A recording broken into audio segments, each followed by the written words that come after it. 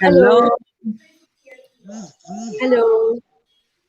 Hello. Opa! Hi, Hello. everyone. I will start by introducing myself and the guest today. So it's 3 p.m. in Rio and it's nearly 9 p.m. in Beirut. My name is Amanda Abi Khalil, and I'm a curator and the founder of Temporary Art Platform, a nonprofit based in Beirut and now partially relocating to other cities, including Rio de Janeiro. And the context of this talk is the recent commission that we were able to put together during the pandemic in Rio de Janeiro through the collective OPAVIVARÁ. So here with me, there's some noise, some kids playing in the background. I think it's maybe in Julio's location, but that's fine. So I have with us the four members of the OPAVIVARÁ collective, which is a collective that has been evolving actually over the past years with different members, with different also kind of aesthetics and focus topics. So we have Domingos, Inae, and Dani and Julio, who are connecting from Brazil. I would like to maybe just thank the Goethe-Institut for hosting this panel and having really taken the risk to commission a work in a public space, a participatory work during the pandemic. This was a very daring endeavor, and it was. I think we have a lot to talk about. We faced many challenges, and I think that social practice is really facing a deadlock with all these impediments that are, physical distancing and also funding wise, especially in Brazil at the moment. I'm really sorry, my voice is extremely low. I am with 39 fever, but I didn't want to cancel the talk today, so bear with us. Guys, do you want to perhaps introduce the collective, and then maybe on next we can talk about BEM COMUM, public good, which is the last project we did together. That is a result of a 2-year conversation, basically. After I first met OPAVIVARÁ in Rio, where I live partially right now. So, who wants to talk about OPAVIVARÁ, the collective? When were you founded, and what do you guys do? So, OPAVIVARÁ is an art collective. Hello, everybody, to begin with. Sorry for the little delay. So, starting out, OPAVIVARÁ is an art collective. Hello, everybody, to begin with. Sorry for the little delay.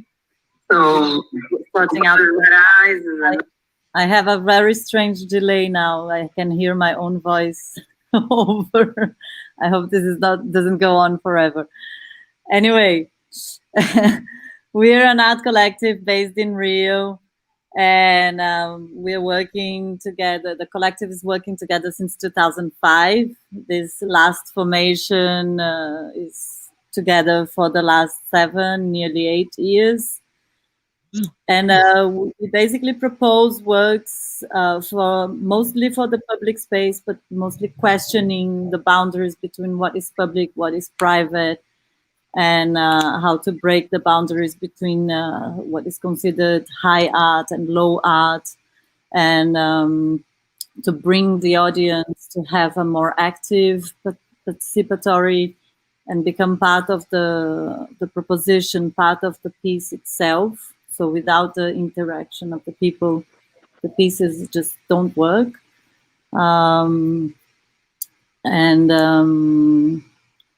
What else? When we've been, of course, very limited during the pandemic in terms of what we are able to do, because most things that are meant to be touched, to be felt, to be exchanged, to be eaten, drunk, and so everything that is just not allowed at the moment. It was really wonderful meeting with you guys. I mean, I remember when I first visited Rio in 2017 on my first curatorial trip. I encountered your work and visited a gallery where you had a solo show. And it's really beautiful to see how, in another context, like in Brazil, we are working on with the same interests and with the same focus. Of course, you are an art collective, we are an institution. We're both really interested in what public spaces can actually allow for in terms of forms of being together and forms of interaction. And it was a very interesting match, actually, to kind of, have you. I remember our first conversation that was just before the 2020 Carnival, so right before the pandemic, when you were convincing me and showing me pictures of your practice of the Carnival, which actually informs very much the practice of OPAVIVARÁ and the way it's actually, it thinks about the gathering, and these bodies touching in public space and creating a situation, right? So I have to say that we were really extremely lucky to meet at this point. Unfortunately, the pandemic started. Needless to say, how tragic the situation has been in Brazil. I think it's important to remind it here for the international audience. This negationism of the pandemic, the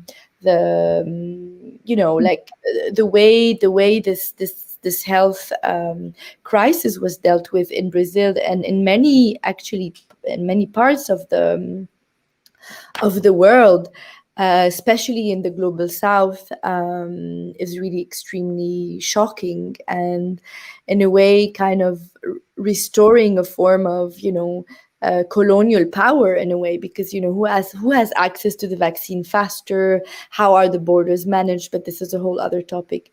We started really wanting to work together on the theme of hospitality, because I was working on an exhibition that I'm still working on that is instigated by the Goethe-Institut, inspired by the history of the Lebanese diaspora and the history of migration between Lebanon and Brazil. And this took me to various places, including the exploration of the tensions that exist between guest and host and that are inherent to hospitality dynamics in the art world. So that was a really very interesting kind of entry point to deal and extend, the research on how social practice is always a practice of hospitality. And then I met you, and I invited you to intervene with something as part of the show, which couldn't happen for many reasons.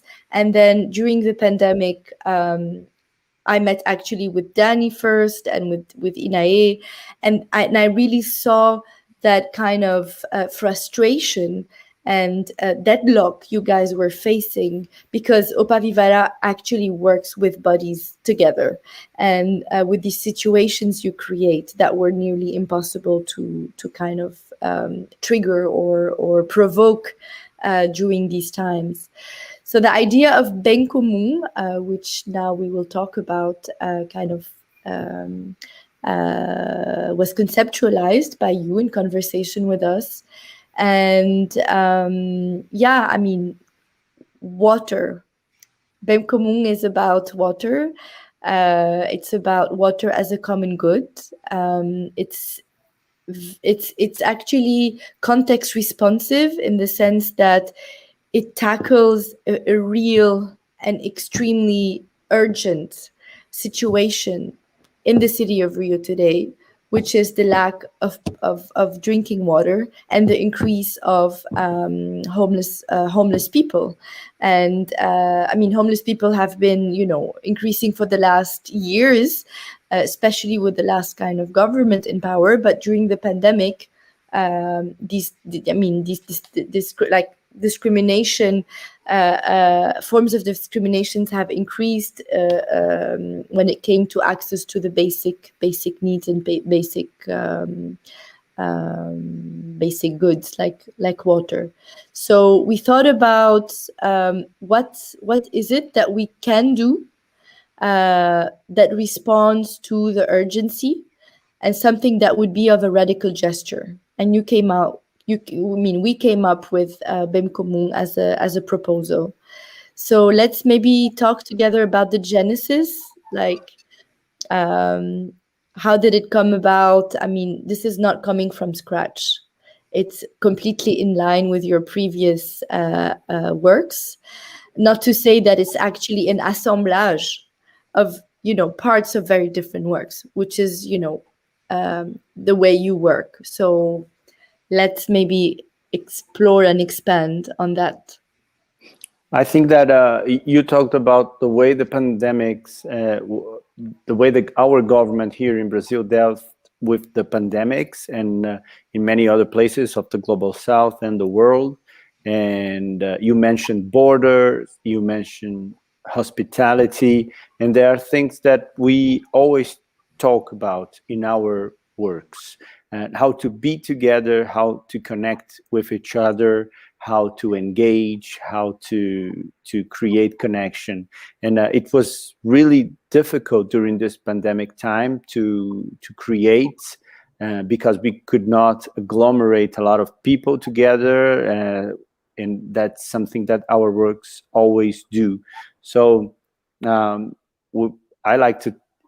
we like to thank TAP for commissioning this work, Goethe-Institut for supporting it, and Paz Imperial for hosting it, because it was a moment to stop and think about all that year, more than a year, that we've spent together trying to think solutions, how to deal with it.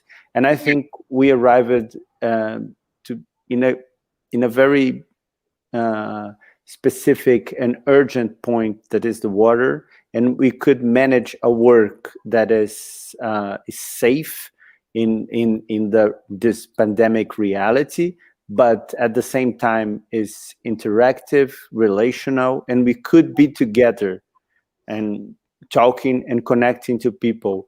One thing that was very touching for me is that I was not very much on the streets during the pandemic. I was mostly at home. So to connect with people that I don't know, people that are passing by, it was a very incredible moment when they connected to the work and asked things about the work, and we could exchange information and experiences. I suggest perhaps we see images of the work, yes, so that the audience can relate to it, especially for those who haven't seen it live. Domingos, when you say that you were staying home, I mean, there's always this relation between domesticity and public space and the street as a home, and this is where a lot of humor kind of is present in the work. You brought these dispensers that are dispensers we find in our kitchens, right? In Rio, because water from the tap is not drinkable, especially the last years that it's been contaminated with this algae. I don't remember the name, but when I moved to Rio when I moved to Rio in 2019, I was able to still drink water from the tap, and now it's no longer the case. So we're all buying these dispensers. So as you can see, maybe Inae or someone else would like to comment on describing the work practically, like what is it as a form of installation, and maybe talk a little bit about how you conceive these apparatus or these devices. I don't know if it's an okay word to use device, but these mobile structures, because it's also a recurrent element in your work. Sure. So basically, I can't see you, yeah? So I hope you can see me, all right, because I'm sharing the screen. But basically, we have these 3 trolleys and 8 gallons of water, and we formed the word BEM COMUM, which is common good.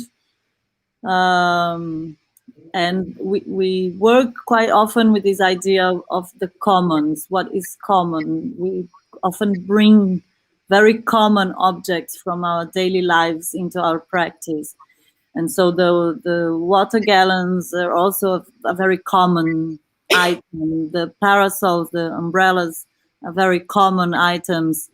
And then we decorated them with empty bottles of water, which is a little bit mimicking what the people that sell on the streets, be it water or other items, juices, soft drinks, and etc. They quite often create these interesting ways of bringing people along and showing people what they have to sell. So the water bottles, they also form a kind of fluid sound when we are in movement. And yeah, and then we put also these PET bottles lids, tops, that create this beautiful sound as well. And then we installed, for the pandemic situation, these paddles so that people didn't have to touch to help themselves of water. So you could just pick up a glass, a paper cup from the outsides and step on the paddle and get some water out of it. And then we were bringing it out into the streets of Rio. We decided to make, I wanted to show, but I can't see how, I'll point it out where it started, because there is a monument in the square where it all started, which is one of the oldest water fountains we have installed in Rio, which used to give water to the boats that were on the shore since 1800s, more or less. And then we brought the trolleys out into this, and throughout this whole trajectory of the water, that water followed. This is on the other side of Arcos da Lapa. Okay, so it's out of order. Sorry. So at the back here we have the monument done by Mestre Valentim, and this is in Praça 15, where the boats used to get. Now a lot of the land has been claimed, so a lot of the water has been claimed land, so it's, there's a much larger area in the square than it used to be. And this is also in another part of Praça 15 where we were serving. And then we took it out and offered people along in the square, along the streets, following the flow of the water, where it used to flow when it used to be a public item and not subject to this privatization system, which is monetization system as well. Yeah. I mean, you talk about the history of the city and these public fountains that were deactivated, but I think that the work connects actually the past history with the current situation and the present, that is also politically informing the reason why this work exists. I mean, this installation, I don't call it installation, it's not a performance. These are actions. You call them actions. They can be like, they take the form of parades. I mean, there is a carnival aesthetic to them, with that kind of a bloku that moves, right? Like the circulation across the city, something that is always, that is mobile, that attracts people to follow it. But there is one political moment that I would like to highlight here, because I think it's important to say that this is coming when the city of Rio actually privatized the company distributing public water. And this was actually a trigger for you to focus on that at this very moment. And what I find extremely strong and beautiful is the way you connect the history of the city relating to water, from a monument, like a permanent monument, to a law, to a department, to a funding process. And this is somehow the kind of mobility that your work was able to make, discussing policy, like water policy, which we found extremely relevant. I have so much to say, to comment, Inaid. It was really extremely rich, the description you made, because you talked at some point about we were serving. And I really like that, because it's the first time I hear you employing this word, perhaps because we're speaking in English today. Like, you are serving, you're offering. I mean, that dimension of the ritual, that dimension of hospitality is a common thread in all OPAVIVARÁ's work. Maybe you guys want to show maybe some other works that are based on this serving gesture. Yes, we can show that. And I think you said something very important. You said that we started with the public monuments, and then we created this mobile structure that creates a public moment to connect with people. And this is a concept that we like to use and talk about: public moments and not public monuments, because it's not there forever. It's in motion, in a flow, and can be changed at the moment, right? And not between those people, rather than being a static statue that represents just one single person. Or algum trabalho específico? Any specific work? Acho que o Júlio ia falar, mas eu acho que podia mostrar também o Chuva-Verão, e outros trabalhos com água, como o Abre Caminho também, que Julio speaks. Outros elementos também. Julio speaks, and then I'll show. Can you hear me? We can hear you. Have a delay? No. Yeah. Yes, because this idea of good is present in all our work, in many works of OPAVIVARÁ, because we play with this idea to how to propose an art like a common good, how to make art public, and how to put this in this sense of common good. So in this work, BEM COMUM, and we talk about the water and the situations of the commodities, and how to all the basic needs was turned in money and art and water and all the things, and how to propose an art experience in a public space like a common good, and well, it's like something that it's in a way to democratize, to make it more accessible, the experience, because for us art is not as much in the object as it is in the experience. So that's why we bring people together, and so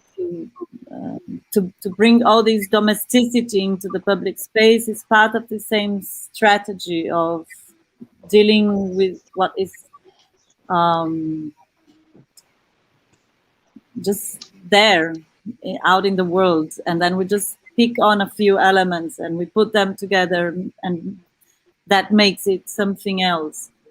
And that's where we see the public moments happening, when you bring the people together into this equation as well. So it's like a melting pot of elements, different elements and layers that different people will access in different ways as well. So Ina, I will show the Chuva Verão so you can keep talking about that. I think that has a connection.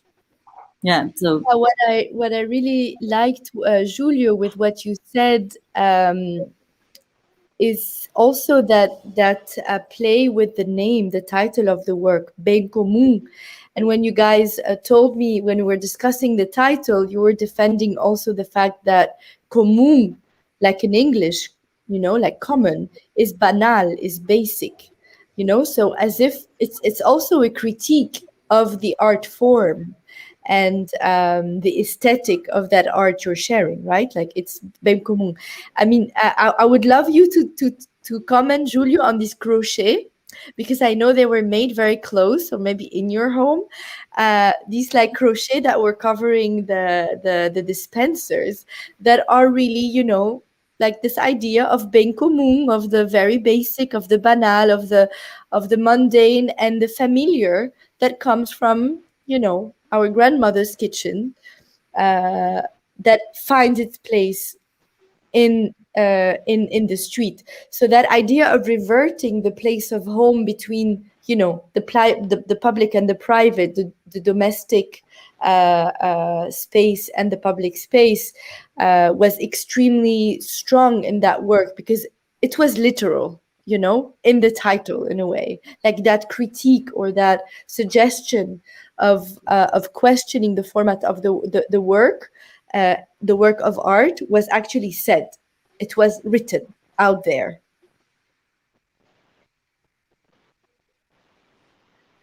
Quer falar sobre os crochês, Júlio? Mostra de novo as imagens, Ina. Renata tem que soltar aí fazer Nesse sentido do comum, tanto dos elementos, né, e dos crochês, que são elementos super populares, né, e facilmente identificados, né, por qualquer um, mas no sentido da água também, né, que remonta às fontes públicas de água, mas mesmo antes disso, né, as culturas ameríndias, né, que, enfim, usavam a água que era livre, né. Então, outros trabalhos, eu acho que a gente vai mostrar o Chuva Verão, né, que fala também da questão das fontes de água pública, mas também das cachoeiras, né, disso que é comum, né, da natureza, do que é comum a todos mesmo. Não sei se alguém quer traduzir, ou também se não precisa, porque provavelmente tem pessoas que estão no Brasil ouvindo.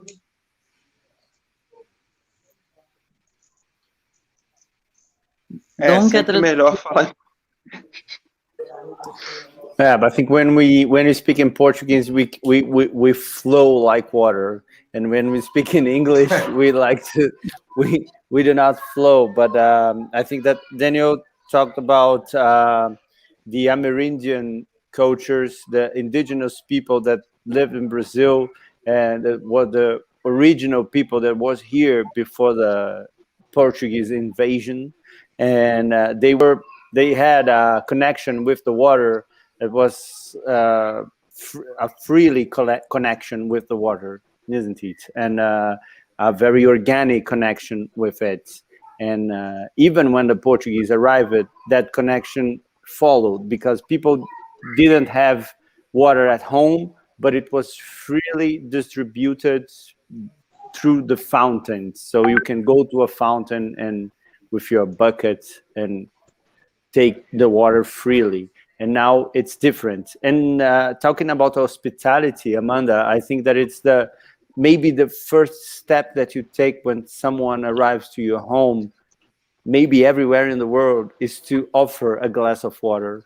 It's Yes. something that is basic and common and banal, but it's so important because thirsty. And this talk is called "What Are We Thirsty For?" And we have another work. There's a series of beach towels that we put on the beach, and we wrote words and phrases on it. And that's one of the phrases that we wrote. You can see there. Você tem sede de quê? Or what are you thirsty for? And we are thirsty of many things right now in Brazil. For justice, for a more human connection, and the way to deal with the pandemic, the way to deal with the people who are living on the streets right now. And I think that this work talks about that, how to move through the city with this public moments, creating a connection with whoever is passing by. I think it's very important. And the water creates this flow and this connection with people in a very common, in a very banal, day-by-day way that brings people together. And so a lot of talks and exchanges of experience of the pandemic was happened during those days of the action. And it was really, really very touching, I think, for all of us, because we are very away from the street, and the street was our home before the pandemic. So it's a way to claim the street back and to claim this narrative, this political narrative of who owns the street, because the state always try to privatize or to control the streets, the squares, and we are trying to do the opposite and to make it public, to make it for everyone. And I think this work has a very strong power to do this. What's interesting in your work as well is that your body is present in this ritual. So when Inaye talked about we were serving, or the offering, is not like you conceive of a structure, of a I had found a better word for structure, like a device. I don't know if device is an interesting word. Let's say device. Device is good. Device. Relational device. Yeah, this relational device that was exhibited at the Passo Imperial as an installation was there because, these structures were exhibited in a museum when they were not activated by your bodies and by you guys on the streets. And so there's a very big difference between the perception we have of this artwork when it's actually in action and when the purpose of it is to actually allow for an interaction between you guys as artists and the public, and when it's just sitting there for people to help themselves with it. So how do you perceive the difference between these two positions that this artwork has? And where does your body and your energy, because there's also that, and being together, you are four. You have very different characters, different ways of being and interacting with people. I saw you in action, like the way you operate, and it seems like there's a structure somewhere.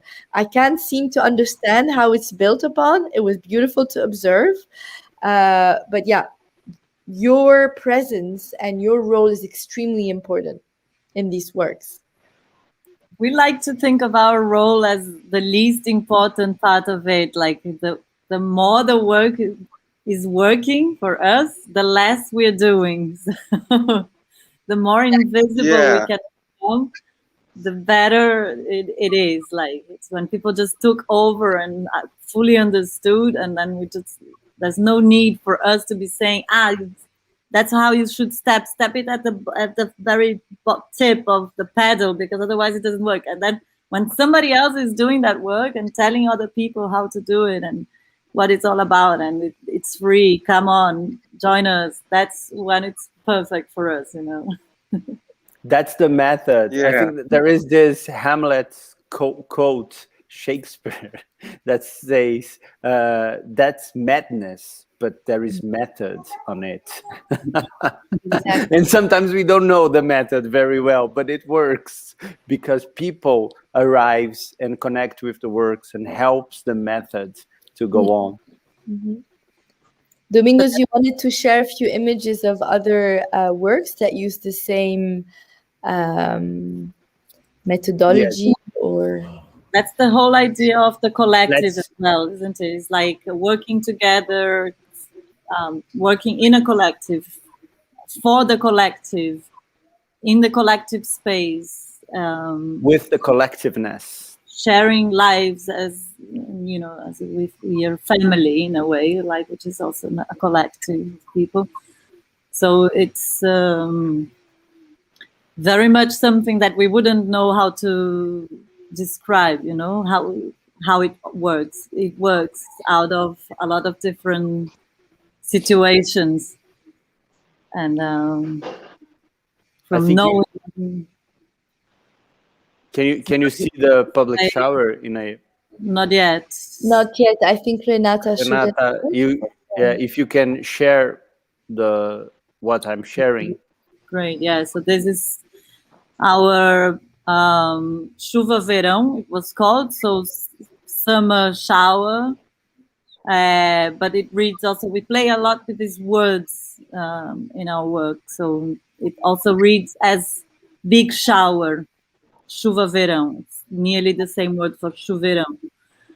And we installed it at the facade of our gallery, A Gentil Carioca, in the city center of Rio, which is a very busy area where there's loads of Chinese shops where all artists go to buy their materials, and all different kinds of people move around this area. So it's a very rich area to play around with, all different social classes and races, genders, everybody moves around that area.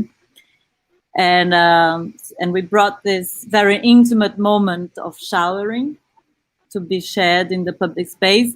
It's also a comment on the lack of infrastructure that exists in the same way that BEM COMUM speaks very much about the lack of water distribution, and it was something that was much more visible at the beginning of the pandemic because the shops closed initially, and then the people that used to have access to water from these small bars and restaurants that used to provide them something, they suffered a lot. And the public showers is another thing that is a problem for the homeless people. There's very little infrastructure to serve them in that sense. And it's also about bringing your own intimacy and putting it out into the world and sharing it with others as a way to connect, right? Through the intimacy, which is the moment. That photo has a good story because this guy, he just turned up at the installation and got completely naked in an average day in this very commercial area, and parked his bike there and showered naked, and then created a big fuss around the whole area, and he was photographed. The photographs ended up in a porn site, and that we found, I don't know who found out about it, and found the images of like hot Brazilian guys showering naked in the streets. And we love the way the work circulates through dimensions that are out of our control and bring so much back to us about what the experience is meant to be, and affecting and creating resonance. Yeah. Kik said, want to add anything? interrupt me, guys. You can see someone showering naked and people just working, buying a big pipe to a construction or carrying a bag, and all the commerce going around. It's an amazing picture. I think Julio wanted to talk. No. It's very much this connect. I remember now that Amanda mentioned Carnival, and Carnival is a big moment for us. It's a big inspiration, source of inspiration, because it's this very moment. Because you Amanda talk about our body. Go on, Ju. Yeah, it's a great reference. Yeah, it's a moment where the body is out in the public. But Amanda was talking about delay. Tá com delay, gente? Like, go on. Vai falando, Estão me Júlio. ouvindo? Estamos ouvindo, vai fundo. Yes.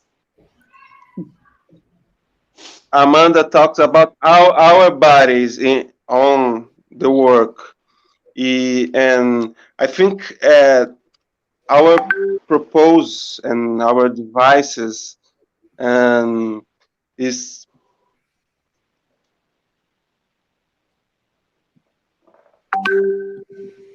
we can't hear. No. Perdemos o som, Júlio. Você se mutou sem querer. O microfone está fechado. Libera o microfone. Se vendo? Estão me ouvindo? Agora a gente está te ouvindo. Go on. And our body. The work needs our bodies to create. We need to put it in the streets, on the public situations, and on the life. But the idea is how to work can create a autonomy, and to walk alone, to walk away without us. So in this case of Inaye talks of the shower and the guys who take the shower naked, and this goes to a porn site, and this is the most important for us, when the work don't needs our bodies to exist. Yeah, the example of the shower is a very good one. I was thinking about other works that are based on the hospitality gesture, where you're offering something to other people, and you're creating a situation of a shared good, whether it's cachaça, whether it's food. So I don't know, maybe Inaye or Domingos, you can share one or two other works to give a kind of sense. I would like to show our public kitchen. Yeah. And I will show it here, Renata, if you can share with the audience. Let me show it. It's here. I think you can see it's that's Praça Tiradentes, one of the very central places of Rio, the heart of the city. And there is again a big public monument where the emperor with like a constitution in the hand and the horse, and above him there is the indigenous people and under, not above. Not above. He's above. They should be above him, but they are under him. Unfortunately, It's that sword in your hand. It's not constitution. Just a blade, a sword. A blade, yeah, sword, yeah. But there is a book on his hand as well. I don't know what it means, but and under him there is the indigenous people, and under all of it we created this public kitchen. We can see tables, a stove, a wood stove, and this device to wash the dishes, and again a device to drink water. And we did not give people the food, but we invite everyone to cook with us. So everyone was invited to bring a part of the food, an onion, a carrot, a meat, and with the food that arrived, we together created a receipt and a food to share with everyone. So it's never, Amanda pointed Yeah, out. we give the kitchen. Yeah. Yeah. We give in the kitchen, the devices only. It's not just about serving in the very immediate sense of the word. It's like serving in terms of providing the infrastructure, serving the opportunity for us to do something together, to question the boundaries of our own prejudices and our own little bubbles, and how to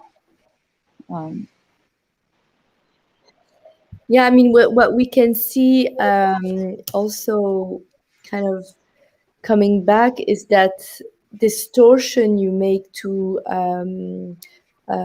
usual objects, like you twist and you shift and you maneuver the design of very common objects, like the water dispensers for BEM COMUM, like that beach chair we can see in the photo, which you're sitting on in your garden. Like this idea also of, hacking, which is an action we love at TAP, because this is the way we engage with public space as a curatorial process. We love hacking gestures of, occupying a space, or invitations. We love hacking invitations when we need to intervene somewhere. Like even these ovens, or this pizza oven I once saw in your solo show at the Museum of Contemporary Art in Niteroi, that was completely designed in using a hacking and assemblage technique, which is very particular of OPAVIVARÁ's aesthetic, which I don't think is a camp aesthetic. I think there's something camp about it, but it's, there's also something extremely critical in the idea of, like distorting the most basic thing, like the most accessible, the most like democratic, between brackets. I mean, when we talk about speculative practice in contemporary art today, like speculative practice being this, idea of speculation of a better future, right? Of a possible future. And like the definition is to design an alternative present. And I love how this idea of designing an alternative present is also redesigning the present kind of objects and present devices that are given to us. I find this extremely poetic and very political as well, of course. And going back to this is the we are showing the works at the MAC, at the Museum of Contemporary Arts of Niteroi. The Pleasure is Ours was the name of this exhibition. It was a panoramic exhibition with a lot of works that we've previously done. And this is Brasa Ilha, which is another relational device that connects with the kitchen.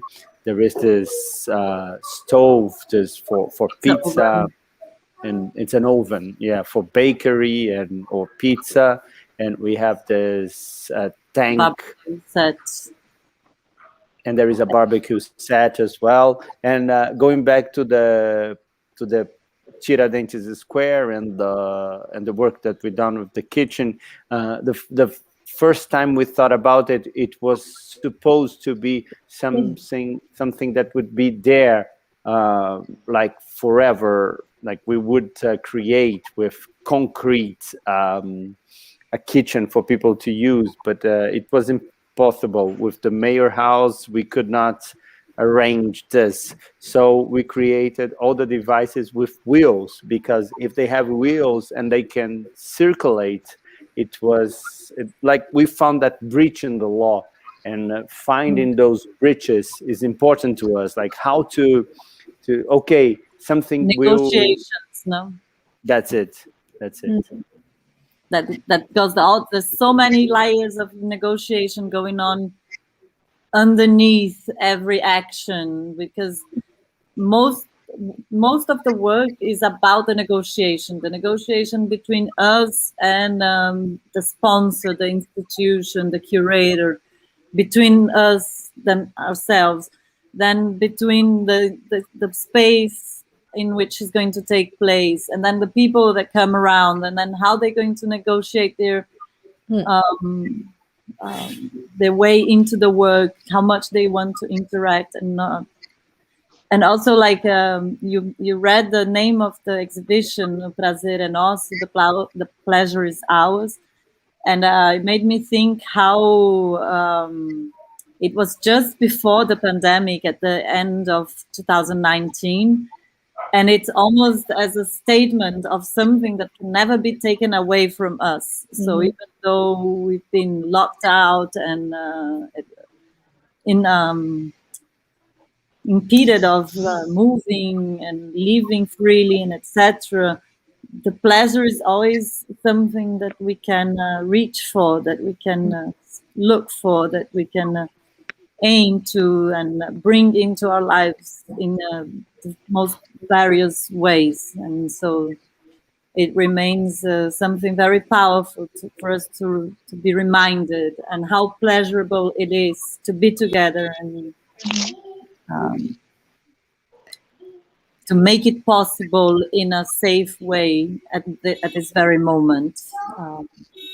Was something very important for us, especially with the BEM COMUM again, because it's we see pleasure as something very revolutionary, something that can change people's approach to something, rather than being something very hard or difficult to access. Like just making it a pleasurable situation just makes a lot of people more interested into the situation. For instance, in this museum, a lot of the people are just coming to take selfies in front of the beautiful architecture space and don't even get into the museum space. So having our installations around and made people very curious and very keen on trying to understand more. And a lot of people saw the exhibition inside because they were triggered by these new things. And Inaye, you talked about architecture, and I think on this image we have all those layers, because we have this building.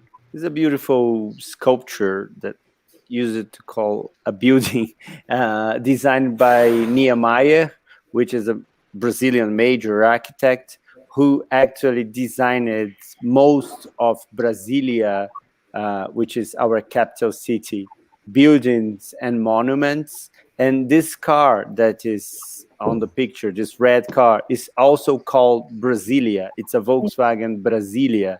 And we changed this Brasilia, that is also our capital city, to Brasilia of the people. The red color is intentional, and the way that it can be used, not as a car, but it mostly as a kitchen or as a home, with this tank of water, this wooden oven, the barbecue set, and connected with this building that's in the back of it, in front of it. It's Brasilia in front of Brasilia, in front of Niemeyer building, but all mixed up and changed and tuned. So I think it has a connection. Fala do nome, né? Da Brasa Ilha, né? Yes. De Brasil em chamas, né? E do Brasil que queremos, Brasil vermelho. Brasil é brasa. Brasil, brasa, brasileiro, mais democrático, mais popular, brasileiro. Because the name Brasilia, we turned into two words to name the name of the work is Brasa Ilha instead of Brasilia, and Brasa Ilha is the island of charcoal on flames. I forgot the name for that. And it's also a comment on Brazil being constantly inflamed by the political system and the disparities, the inequality. But also a very strong critique to the art world. I mean, what I always saw in your work, when you're invited to museums or these like established big institutions, your work is problematic. I mean, it's not easy for curators to deal with it. It's not easy when you're talking about pleasure, when you want to kind of, put together a pizza oven in the entrance and distribute produce a fountain of cachaça. Like, it's also hacking the way the art world operates, sometimes like extremely distance from pleasure, right? And especially, I mean, I'm talking about institutions, this is something I saw at the MAC exhibition that was quite clear, and it was a really beautiful show. But what was happening outside the museum on this public square was as interesting and important as the works exhibited inside. Like, I remember these kids going around on these barcos on wheels, and the pizza oven, and the showers, and all of a sudden, these other works, they became commodified, like they became commodities where they were not conceived as such at the beginning. But there was like, it's really crazy how, one-on-one scale art does, art in the museum could never really do. As a housekeeping comment, because we don't have access to how many people are watching or attending, just want to say that we are taking questions. In case anybody wants to comment or ask a question, that would be a really beautiful way of engaging with the audience. And on that note, maybe start kind of wrapping up our conversation, talking about your refusal. Maybe it's a very strong word, but you did not want to do any work online or any digital work. Many artists working in social practice, collectives that have works, practices that are similar to yours, have attempted with various forms during the pandemic, including interactions with viewers online, on Zoom, on Instagram. And I was wondering, why wasn't this a kind of avenue or a possibility for OPAVIVARÁ? I know the answer, but I think it's interesting to share it with everybody. We try, but it's difficult for us. I think almost impossible. Contagious and contact and contagious are words that became very strong and strange on those times that we're living in, because contagious now brings an idea of death because of the disease and all of that. But in our work, it was always very important, the idea of contact and contagious. So we like to contagiate with the other, and because that's the way to exchange bodily fluids and everything that we can't do anymore right now. So I think that's why it was impossible to do something virtual, because we wanted to go further, to go body to body contact. And I think we managed that on BEM COMUM somehow. And we managed it really well, I think. Like this idea of maneuvering the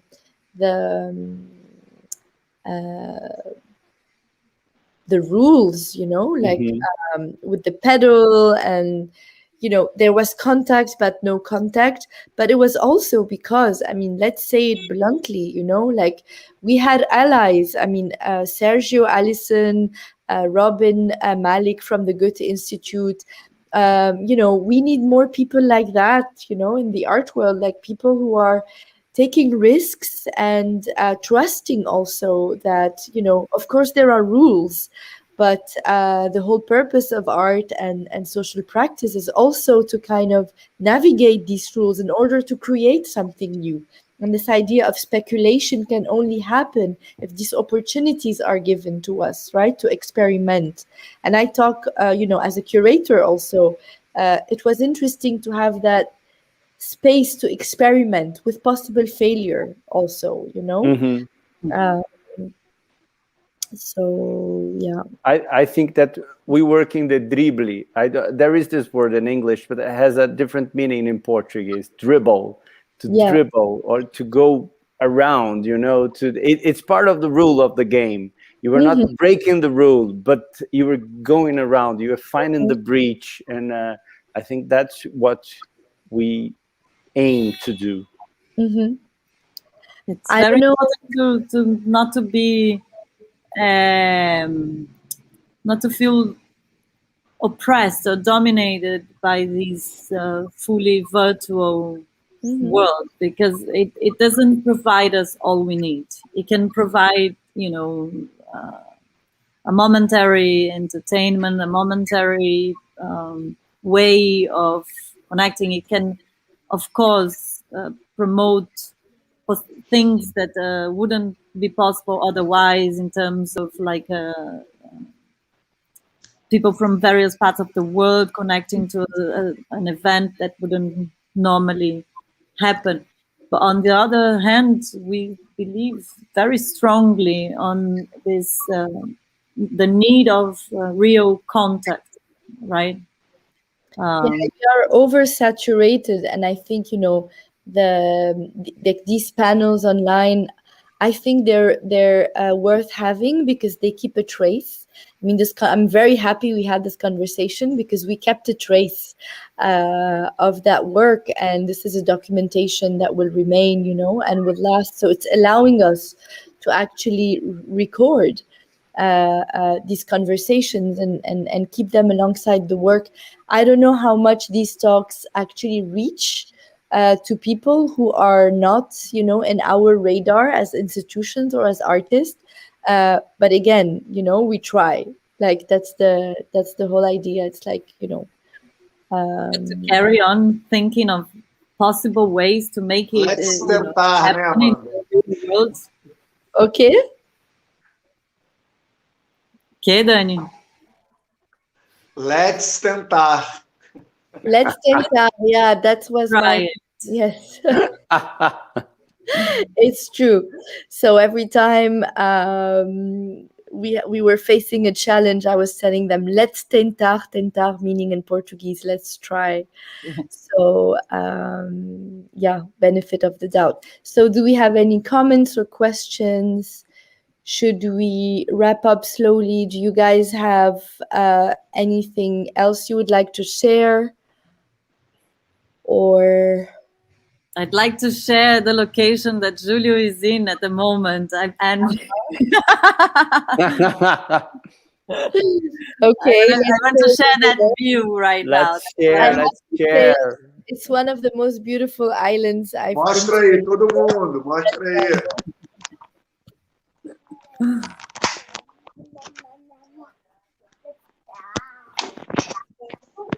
Yeah, while Julio shows the view, Domingos is showing. I'm in a forest here. Yes, let's all kind of finish on. I think I have a palm tree. I only have my little garden. Yeah. with clothes. There are people here as well. A swimming pool and people. Guys, this was a very fruitful conversation and very nice to be surrounded by your energy. I have to say there's something quite spectacular and unique in working with you, in being in conversation with you, and this is Dante. So yeah, thank you so much. Thanks again to the Goethe team. If there are no comments or questions, we shall wrap up, and I hope to see you for the next carnival if we're all vaccinated. And the exhibition A Casa e Sua, Hospitalidade e Migração, Fora do Lugar will take place at the Paço Imperial in Rio in March 2022. So save the date, and I hope you join us because we will be showing BEM COMUM inside the show. Thank you, OPAVIVARÁ. Thank you, everyone. Thank you very much, Amanda. Thank you, Amanda. Thank you, good. Thank you. Thank you, chat.